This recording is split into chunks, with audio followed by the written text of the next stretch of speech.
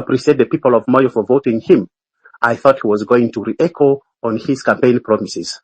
Little did I know this was the guy who was going to praise himself on accusation on new military hardwares and how he was going to deal with the issues of Sudan and then attacking Uganda. Then I said, no, my colleagues, look, this is a liar.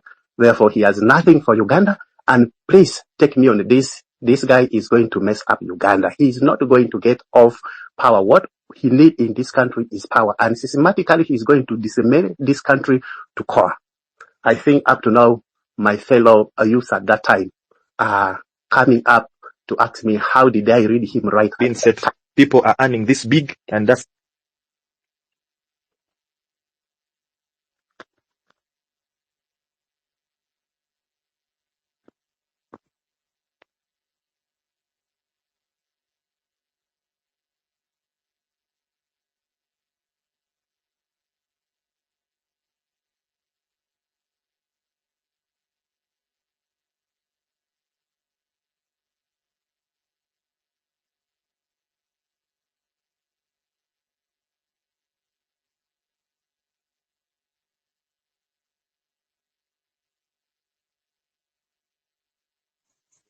I think our network's not well. I cannot hear anyone. I am hearing you. I am hearing you. I think any hosts there continue. okay. Mr. Makwanzi is available. Mr. Makwanzi, please speak to us. Please share with us what you think should be done to fight corruption. Hello, everyone. Good evening, and how are you doing, guys? Good evening Can on you their hear me? behalf. Yes, you can hear you. Now, for people who have just joined this space, it's a space for West Nile, and I wanted to share a few things. West Nile is composed of like 9 districts. That's Pakwach, Nebi, Zombo, Madiokolo, Arua, Koboko, Yumbe, Moyo, Obongi, and Ajumani. Now, if you look at West Nile, most of its revenue, it's gotten from conditional transfers. That's about 96%. Now, that's a little percentage to what other regions and districts get. So if you look at our literacy levels at about 75%, you look at, for example, our poverty levels, about 16.9%. You look at our electricity use, it's about 1.6%. These are very low percentages for a population close to about 5 million of West Nile people. So if you look at most of our population is basically on subsistence farming.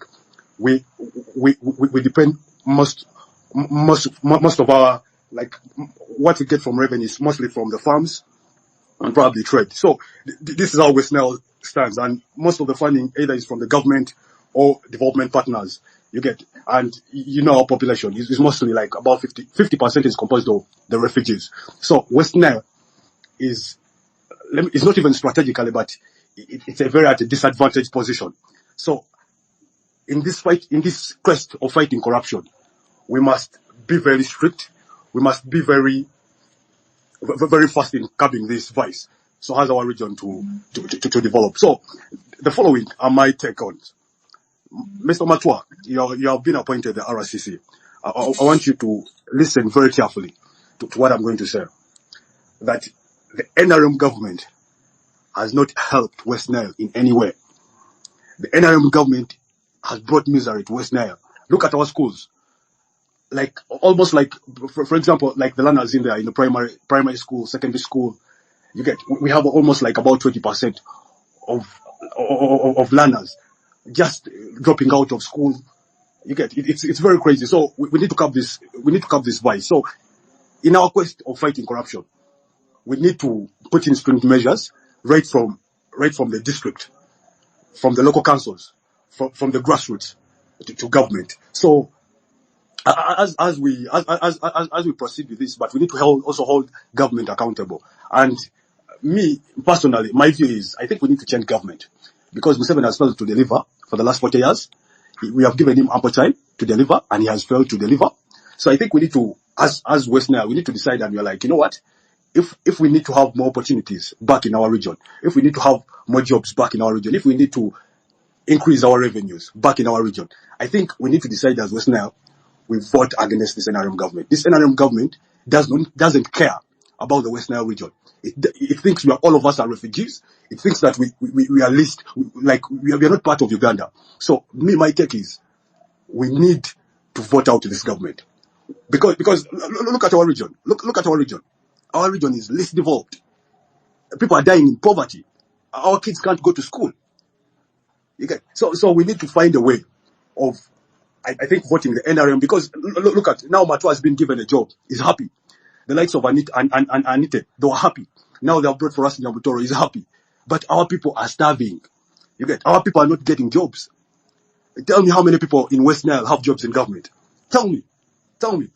We are so many, but we don't have any jobs in government. But you hear one Matua, one Nyamutoro, one Anite coming out and is screaming, Museveni. That's bullshit. We must stand up as West Nile and reject the NRM government. We must stand up as West Nile and reject NRM policies, because for the last 40 years, they haven't yielded any good in West Nile region. And Matua, you have refused us to demonstrate. But I'm telling you, on Tuesday, we are coming. And you want to deter us. We are coming to demonstrate. You want to deter us. Look at our region. Look at our region. Look at our region. Are you proud of that region? For the last 40 years of NRM, what have they done for us? Look at our region. Don't because you're getting probably a car, probably a few peanuts of money. These people are robbing us. Look at all those expenditures. So I think as West Nile, we need to stand up and say no to NRM, and we will probably, because we also need to join government. We need to be in government. We need to be in government. We have always been in government. So I think those are my takes, and thank you very much.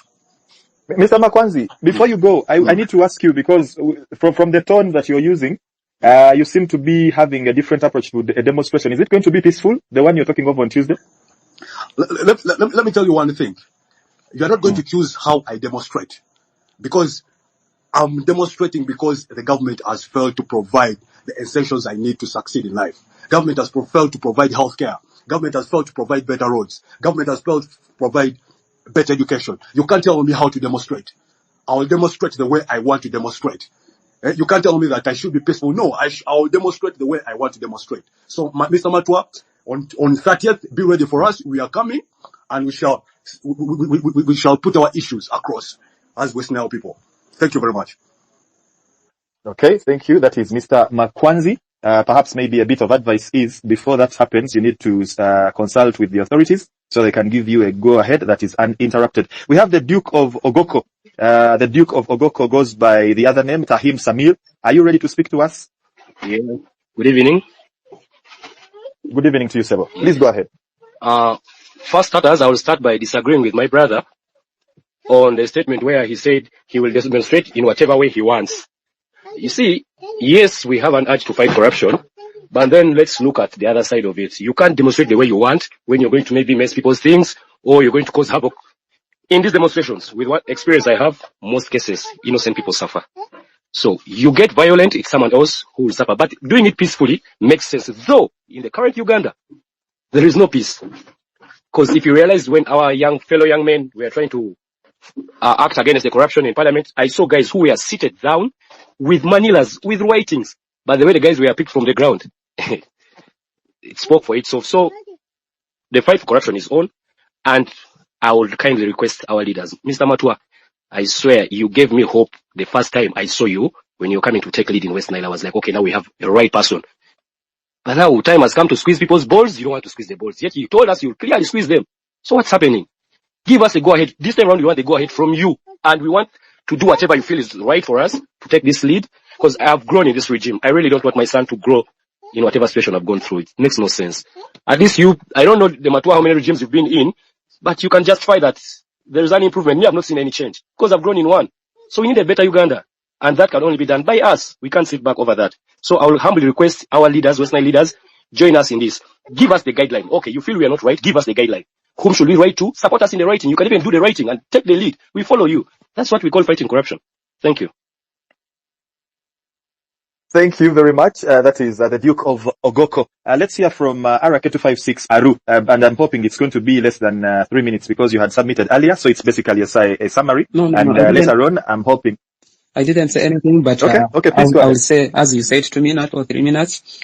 Thank you so much. No, try to use ample time. Okay. Yes. Thank you for being a good moderator and Matua, all of the listeners and the speakers. Most of my colleagues, they have said really good things about corruption. I would like to say things in two to three. One, if you see our corruption is chaired by President Museveni, and himself he said corruption is in the state house. As like a president, what do you do to fight it out? That is the question that I would like to Matua, if have a chance to meet a President Museveni, to be asked. And two, once we come out to say something about what is going on about our country, President Museveni will say that we are supported by finance agents. But while these finance agents, they are finding our roads some small monies to government. But government President Museveni couldn't say about that. Once we stand up to say something, that's the time that President Museveni will say that we are supported by foreign agents. And two, our brother Matua, as people said, you really done a good job for us before. And now they have given for you a bread. Now you have started changing your mind. Why? Why do you do that? And two, according to your statement, now you are afraid to speak. That the corrupt people, they are big people, what. If God called you to serve your people, do it. Be a hero. And if you say that you are fear, then keep quiet. And then tell us that no. Why? Last time I saw you on the TV, the first day, I said, oh, we Westerners, we have really get a chance, somebody who can speak for us.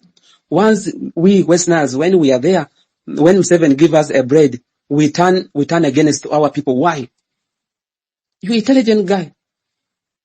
These small breads should not change your mind. Stand up, speak what is right to be right, what is wrong to be wrong.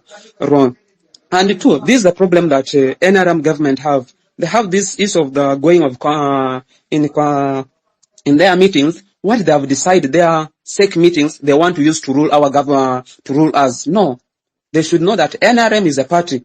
We Ugandan, we are in government, so they should separate two things. Not that what they discuss in their own meetings, they want to bring it in action. No. We Westerners, we are not doing well. Our schools, our roads, our everything in Westerners, they are not good. So once people like Matua, Anita, when we see them, we have a hope that they will raise up our voice. And two, we beg you, our brother Matua, in this Tuesday, we want your support. If say that you are true, you are fighting corruption, as you said, support us when we are marching. Or what you do, you organize the securities, you say we pass here, we pass here, we pass here. And the same thing that President Museveni will do the first day when we say that we want to march to parliament. And then deploy massively police and army to arrest us. That police should be using to guide us. Let's do like this, let's do like that. That will be the first thing he has been done, and we should not be reaching here. And the parliament is now using our money very badly, insincerely.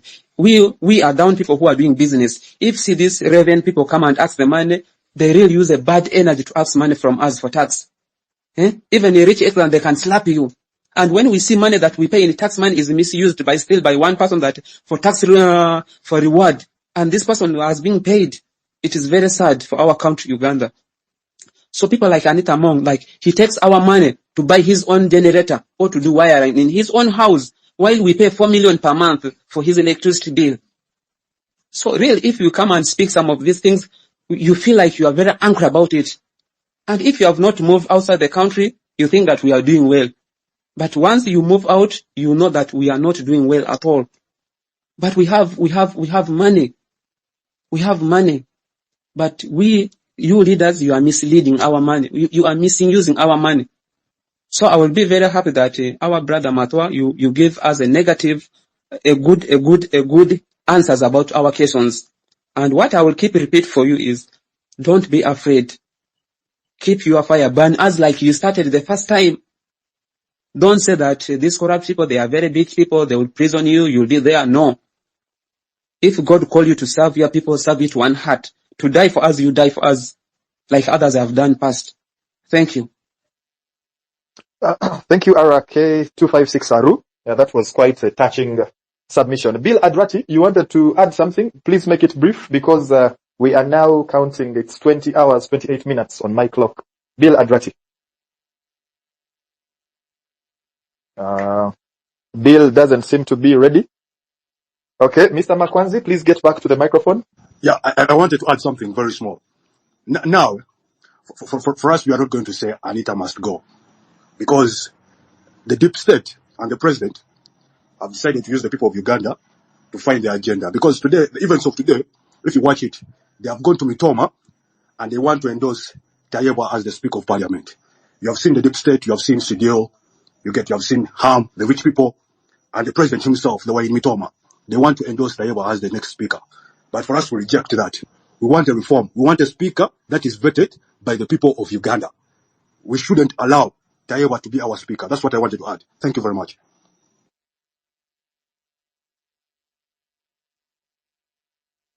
Thank you, Mr. Makwanzi. Is Bill Adrati ready? Bill Adrati, are you back? Okay, so I think at this particular juncture, okay, Ochom, Mr. Ochom Silva, you requested to speak. I think if you're ready, you can get underway. Ochom Silva, please feel free to speak to us. But of course, as Ochom gets ready, a quick reminder here. Ochom, you're next to speak, but a quick reminder is we are talking the fight against corruption, trying to find possible means to curb corruption. But as well, we've heard from Richard Job Matua in as far as his accountability and scorecard so far in his fight against corruption. What should we do is the major question. Ochom Silva, you're welcome. Thank you so much. I'm Ochom Silva from Mumbai. All I want to say is very, very clear. You see, the moment you try building office, you just have to be ready for what? For criticism. So the moment you run away from it, that means you're jealous. And the moment you keep quiet, you make us look like fools who entrusted you with that office. That doesn't mean like everyone wants that office. But once you get there, please utilize it and make us confident. That next time, we'll be like, so and so did ABCD, that person can try to respect it in such a way, in such a manner. But the moment you try to run away out of it and talk arrogantly, you never know. Today, you might not pay for it, but your children, your grandchildren might pay for it. You know, they say, well, history repeats itself. So the moment you run away from it, it's definitely going to bite you one way or the other. It might not be there then, but it will definitely bite you one way or the other. I saw some events how we're unfolding at Metama. I realized something strange is happening. Yeah? So it's really quite unfortunate for the leaders who have trusted with those officers to misuse it. Thank you so much. Thank you. Mr. Ubomba Fred, you are next on the microphone. You could as well pick from the precurrent speaker in aspects of being very, very summarized in your analysis or your submission. Ubomba Fred is a youth analyst of The Voices, and he also is a person very, very expertised in logistics and supply chain business. Ubomba.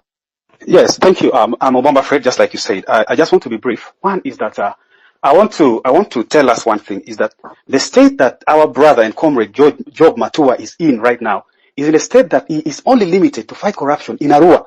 You get it? So where he is now, he has joined a camp of people that are above him, that one thing he cannot do is, as a country, fighting corruption in the country. My comrade Job Matua cannot do it. What we have to do is that Job needs to coordinate with the youth that want to stand up and fight for corruption to see a way, because himself right now, he can do nothing, because he has joined a camp of people that have already failed to fight corruption in the country. He's only limited to Arua. Thank you. Thank you, Ubomba. I actually see there is Jarvis himself, Kennedy. Are you good to go, Kennedy? Please share with us in a few. Yes, yes, good evening, my fellow comrades. Yeah, my name is Kennedy. I am a concerned youth from the city of Arua. In the first place, I want to thank my brother, my senior comrade, that is Matua Job Richard, for organizing such a space for us to air out our views against the graft that has ravaged our country, which is corruption that we're talking about here. Let me start by, talking about the scorecard. They claim the scorecard of Matua Job Richard. Matua has not even spent like a year in the city of Arua. So it will be very much delusional for one to believe that Matua, for the shortest period of time being in Arua city, can be able to achieve to that level as he has mentioned. That's a complete fallacy. Let's be realistic. And of course, like the former speaker has said, there's definitely nothing that Matua Job Richard will do in terms of fighting corruption when he himself is threatening the voices that speak against the graft of corruption. I expected Matua to be very assertive, because, Matua came into the limelight by actually making his voice to be heard during the NSSF cash saga. And of course, that was very good. But I want to assure Matua that for us to fight the graft of corruption in our country, it takes more than the voice. It takes more than the voice.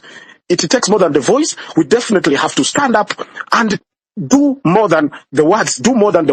Because for Matua, he seems to be, very much disconnected from the reality. That is the reason as to why, from the outlook of things, he claims to be fighting the graft. But yet, when the youth join themselves together to fight the graft, to act against the graft of corruption, he is there threatening them, that he's going to take legal actions against them, that he's going to write to their bosses or from the workplaces. I mean, it doesn't work that way, because if we're going to collectively say that we're fighting the graft against corruption, then the leaders have to side with us, the Gen Zs, because this generation, if not handled properly, it is going to be us and our children to face it. Because I want to believe that someone like Matua should be in his late 40s or in his early 50s. So he needs to accept that, the issues affecting the current generations are way beyond the issues that the Matuas faced back in their youthful times. So he needs to accept that some of the things are not the way he claims that he can. Matua surely, I want to say that Matua has absolutely done nothing in regards to fighting the graft of corruption. Let's not be delusional, and Matua should not be deluded, because he is working for people who condone corruption. He's working for people who idolize corruption. So what kind of force is Matua going to use? What criteria is Matua going to use in regards to fighting corruption? Yet his bosses are the ones who are fighting, who are coercing, who are using brutal force against the voices that speak. So thank you so much. Thank you, Kennedy. And because as of now I can see my requests for the microphone are done, I will be switching to Matua Job Richard. But for clarity's sake, Matua is in his early 40s. That much I know about him. But as well, Mr. RCC, we need to understand, you are fighting corruption. Everyone is fighting corruption. But when people come together to fight corruption, we seem to fight those that are fighting corruption. Where is the wrong and how best should we fight it? Matua Job Richard, Assistant RCC, Arua City. Please, the microphone is yours.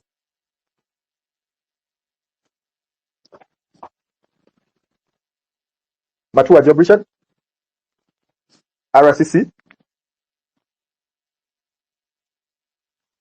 I think network. Could be a network problem, but I can see it's available, though the connectivity is the problem for now. Okay. Answer our questions. We are waiting. Yes, in the meantime, Arake 256, there's something that you seem to wish to share. What was that? As all of us we said, we really need a good explanation. As also you have already asked him, Matua already. We are not against him. No, he's our brother, and he has really so far done a good thing for foundation for starting. As what we are seeing through in him, now that they have given him a position, he won't follow order from above, as like others they said, order from above. What he has said, all of you must obey that one. And we would not agree with that. So long as wrong is wrong, we should say wrong. So Matua, we need you in Tuesday. We march as we saw our anger about corruption. For real, in West Nile, we are not doing well. Look our roads. Look our schools. Last time I saw in school in Terek, children are full in classes, even they don't have a seats. But you find some MP taking 500. They have given 77 billion for investor, 2.25 billion for investor to come and buy our coffee. That money can be for youths. These are real sort direction of corruption. We should stop that. And who is telling this corruption is President Museveni. Listen, he has removed our money for hospitals, for ambulance, for waters, to give to these foreigners. And they are done nothing. Look, hospital like Lobawa, they have used a lot of money for 7 years down the road. Nothing comes out. Once we come and speak about this one, these people think that youths. So we are not going to allow this. We are the next generation of this country. If we youths, we sleep, we shall suffer. And I encourage all of youths, we must speak louder. This is not one fight or one person's fight. Let's speak. This is the time that we must speak. If we are not speak right now, time will come ahead, nobody will speak. Nobody will speak, and we will have no right to speak. So this is the chance that we have to change what we have. And listen, as like the other artist of Azau said, these people, they are only luckiest chance that they have really grown old. If not, even these people, they will corrupt on our age. You are 20, they will give their 40 over 80, over 70 to you, they will take your 20. So I encourage all of our youths of Arua, Koboko, Yumbe, let's say something. We West Nile, we are not doing well. Our children, our girls, they are dropping out of school in minor things. And we are the backest people in the country. Thank you. Okay. Thank you. Yes, please, go ahead. Kennedy? Yes, Kennedy again. Please, go ahead. There's this thing I wanted to put forth. I don't know why Mr. RCC, Assistant RCC, I don't know why he's kind of off, because I want him to be listening to all these things. You know, all these voices are coming from youths, and they're all gearing towards one thing, that is, you know, the fight against corruption. That Matua claims to be taking charge, to be taking lead against the vice. And of course, recently, on the 19th and 20th of June last month, during the Sustainable Development Goals Conference, the third SDGs conference, President Museveni, who is Matua's boss, the chief glorifier of corruption, said that for us to attain the social economic transformation goals, as Matua claims to be the chief leader in regards to the social economic transformation agenda, he said, for us to achieve that, there's only one thing that we need to fight, and that is corruption. Because of all the developments that we can talk about as a country, so long as the pandemic of corruption, the vice of corruption still exists, we are just beating around the bush, we are wasting our time. The programs, the goodwill that the government will come with, it will end up into the hands of the corrupt. And for us to speak against the vice, yet people like Matua keep coercing us. They keep threatening us. I think it's going to be very hard for us to fight this vice of corruption. But I am not saying that we should just give up. We are not going to give up. People like Matua should not think that they can be able to use the artilleries that they have. They can be able to use the police cells. They can be able to use the prison cells, you know, to threaten us. I want to assure Matua that there is a word that says that you can fool the people all the time, but you're not going to fool all the people all the times. There will come a time the citizens of Uganda will get tired and they will rise up. Even the bloodshed will not be enough for us to get tired. We shall be able to do whatever it takes to change this country. It's just a matter of time. Thank you. Thank you, Kennedy. Daniel Dante or Lara, are you ready, Sabo? Good evening. Good evening. Thank you, Tony, for hosting this. And I want to thank Kennedy for that elaborate effort. I also want to thank RK. So what I want to share is not very far from what Kennedy and RK has already shared. Hope that Job is really listening to this and trying to put it into account. I want to assume that the whole idea of having to host this space is to try and assess what Matua Job is doing and also what the rest of the nation is doing towards fighting corruption. If we are to weigh in, quite a number of people, both in government and out of government, have raised voices towards fighting corruption. But you can see that there is some sort of a back step towards some people's fights on corruptions. So like people in positions like Job Matua would raise their voices towards corruption, but again they depress some sorts of strategies used towards fighting corruption, which to me I think that draws a line. Because then if, for example, President Museveni says he wants to fight corruption and he calls upon citizens in his speech to bring forth evidences of public figures who have done corruption or been involved in corruption. And then you have peaceful protesters coming to parliament without arms, and still you see the army you command arrest them, brutally harass them, and put them to prison, and you keep quiet about it. I do not think that is the right way of fighting corruption. So I think there's some sort of hypocrisy. Now, breaking it down to people at the level of Matua Job, like the assistant RCC, we know that's an appointed position. But then now the big question comes is, how are we sure that you will cap down the command, the powers? Because literally the Matua is full of orders. So like how will they cap down that order that says keep quiet about this? I mean, tell them not to peacefully protest. And yet, in your real sense, you know that what these people are marching for is the thing that you want to see achieved. But then your commander-in-chief, your boss, the one who pays you probably, tells you to keep quiet about it. Now, what makes it worse is then at the level of Matuas, they still go ahead to publicly threaten people who do that. I've just seen Matua's latest post showing some journalists, I think from Radio Patches or so. Like, that now makes it, because it's now out of the bosses of Matua. Now, this has gone to Matua himself. It's now him doing it. I do not think that he received orders that you need to start threatening journalists or something, or people who are, creating this awareness of the march to parliament. So now that comes to a personality of Job himself as a person, not now as assistant RCC. Why then do you want to go ahead and threaten the cause which you tell us that you are a part of? I really think this is very critical, and Tony, I think Job really needs to come out and clear this. The major goal of all this is to see that we have a restructuring, a transformation of a system that would work. We have a lot of breakdowns into corruptions and how best it can save us. Throughout West Nile, throughout northern Uganda, if we had to break down these embezzlements that have been happening, we would literally have the best country ever, best healthcare system, best social services delivery. But because this corruption is a stage. So moving forward, as Job comes to answer this, let's try to make it a priority and all efforts geared towards the fight. I thank you for this space. Thank you so very much, Mr. Daniel Dante Olara. I actually love the three names that you go by. Very interesting there. Mr. Matua, Job Richard, are you back to us right now?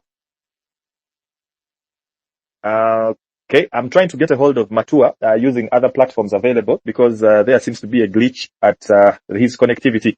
But perhaps as we do a conclusion, which we hope he will come in to add his voice to, we are trying to understand what best should be done because the president has spoken about corruption.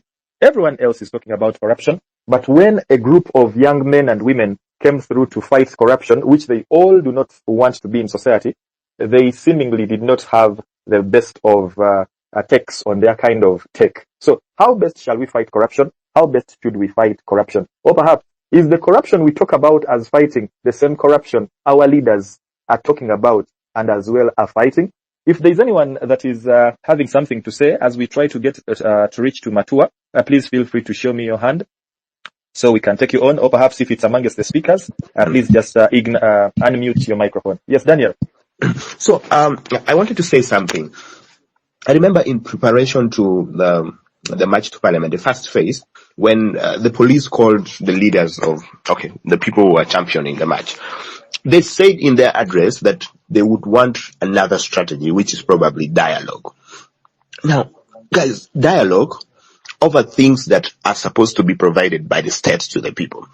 I don't really think that makes a lot of sense, because these are things that, by virtue of social contract of government to the people, they are supposed to provide it. Now, when we lower ourselves into negotiating for things that we are supposed to have, I feel like that government is then not valuing its citizens' rights.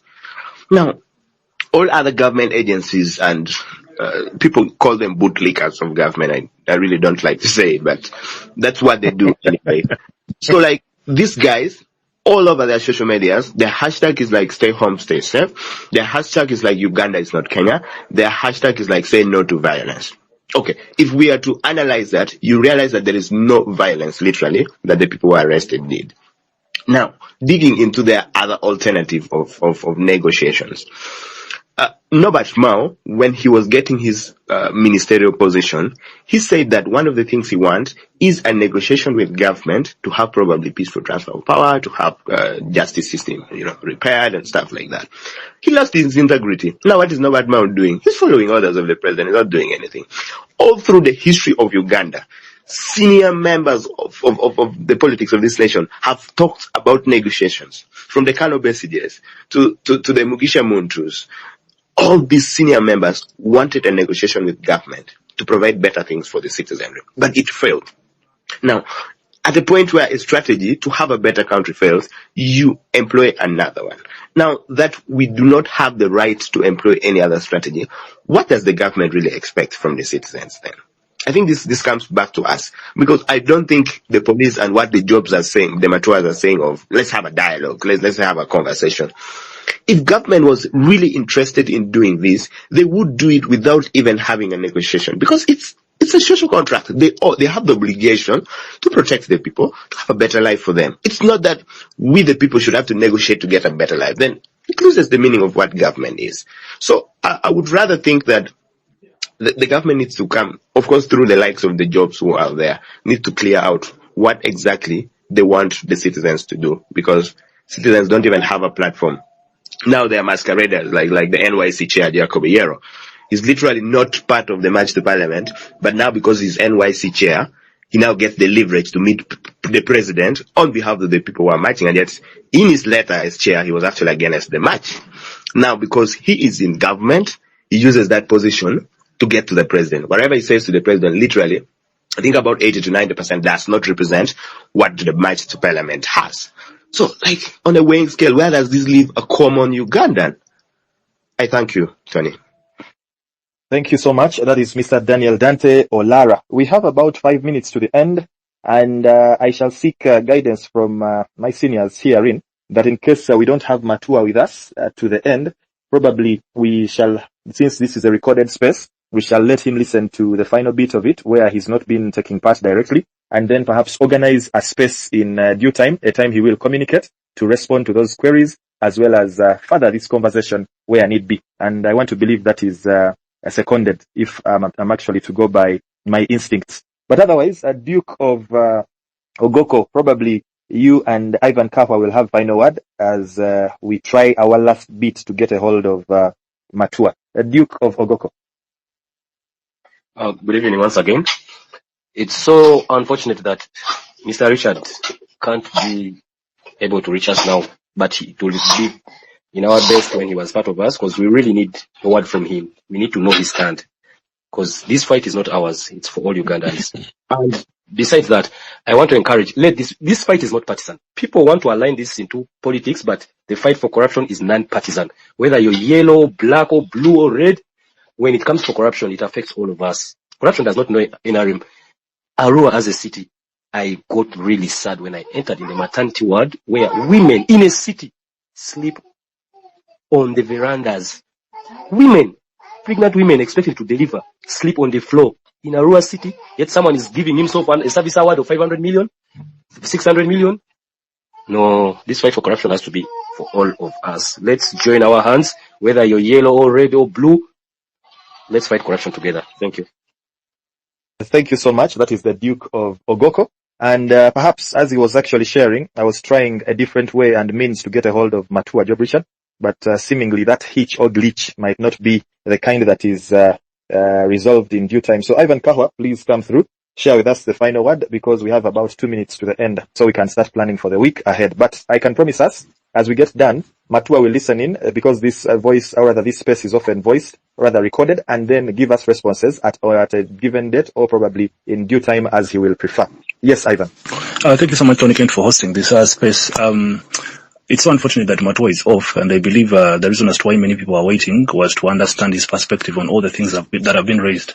But I also thank the members who have participated. And the good thing from the people in northern Uganda, they are always honest and genuine when they are giving out their opinions. And from what I've been listening, they have really spoken what they feel deep within because of how the system is in northern Uganda. And that's an all-inclusive freedom of speech that everyone really needs, even if it hurts those that are in power, but at least it has been put forth and it is known. Now, I think if the public over-concentrates on having hope in certain people like Job Matua, I think it's a lot that we're giving to that gentleman to pursue. For example, when you look at the roles of the RDCs and RCCs, the most fundamental one is to monitor the implementation of local government services and central in their districts, and as well, they are the chairpersons of the district security committees, and they carry out any other such functions that are assigned by the president. Now, I think in the overall, the negative side of it all, that you remember Job was so influential in terms of fighting corruption. And after the placement as the assistant RICC, you find that his hands a little bit tied. You know, when you're outside the field, you might feel like you're the best candidate or footballer to enable a team to win. But once you step in the field, that's when you realize you needed to go through the sprinting, you needed to go through a lot of coaching and training. So I don't think there is much that my brother will actually do in terms of corruption, because he drawn a narrative that he is the solution to the issue of corruption. I think it worked more when he was exposing the lacunas into the governance and things that are aiding corruption. But if he really wants to do it single-handedly as the assistant RCC, then probably I think he won't really achieve much. What I only suggest is that I think him as the assistant RCC now, he should, like one of the roles he should do in terms of monitoring government programs, he should come up with at least reports that he will submit to the authorities to follow. But however, if we do ask him to provide the reports to the public, then he might beat certain standard procedures in how government operates. So it's either there are some reports he might come up with and he will not share them with the public. So remember, his role now is to say this is the problem, but the people effecting the consequences and the outcome are apparently different people. So entirely, I believe the issue of corruption is within us, and we are accustomed to it, and it happens day to day in our lives, and most probably, I always tell people in this country now, for as long as you have something that you're doing, then probably you try to do something and you survive. Because even when you say you're going to report, the same people you're reporting to are actually even also corrupt. So that trust we have lost in the systems as Ugandans is something everyone needs to pay attention to.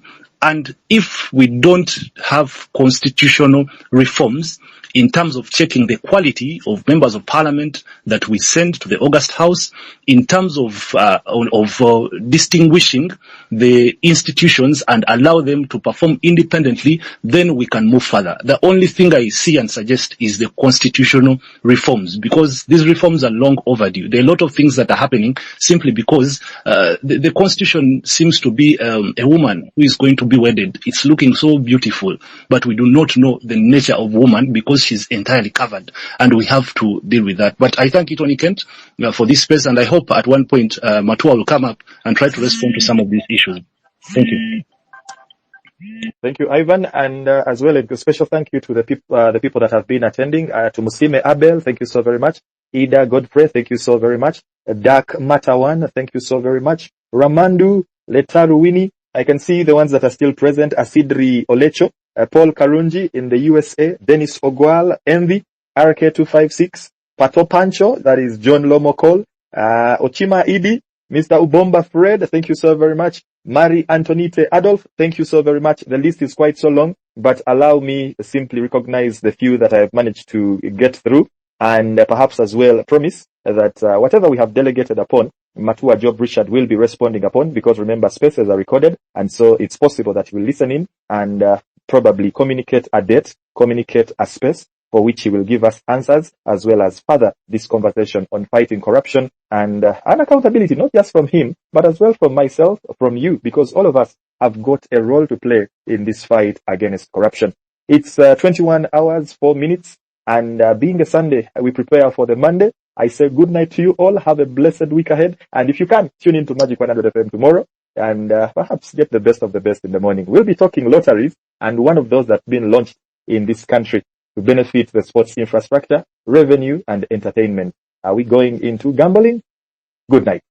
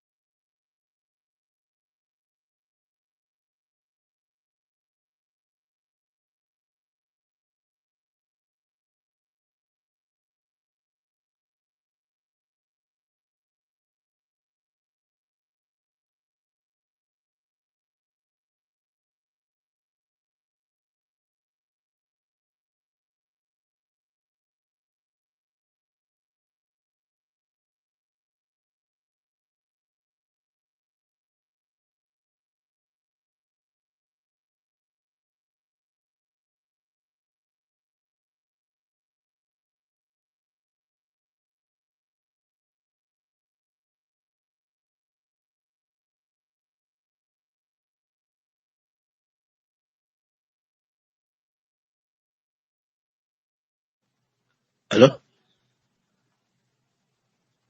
Hello? That's what it's there. Hello?